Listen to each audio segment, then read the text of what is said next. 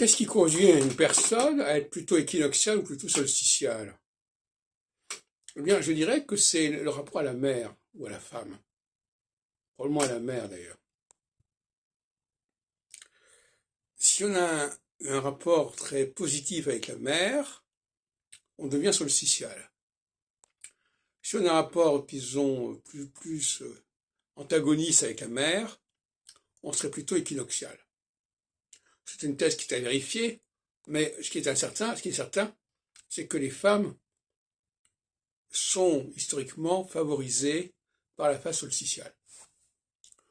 L'exemple de la guerre de 14 est connu, celui de la résistance pour la Seconde Guerre mondiale l'est également.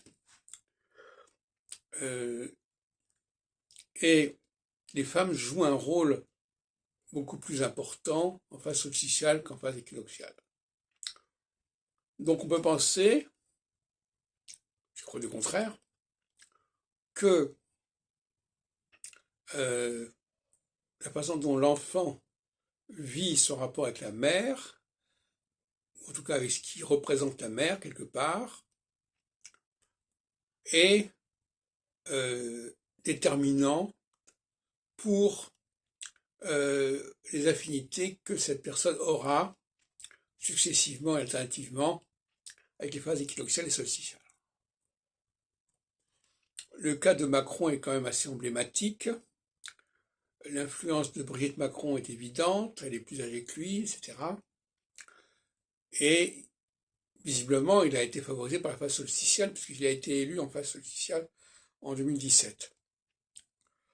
Et que la phase équinoxiale qui vient actuellement, même s'il a pu être élu, ne semble pas lui réussir spécialement.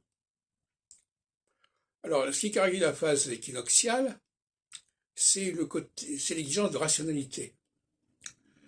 Tout passe par le raisonnement, tout passe par le système. Dans la phase solsticiale, c'est beaucoup plus pragmatique, c'est beaucoup plus empirique.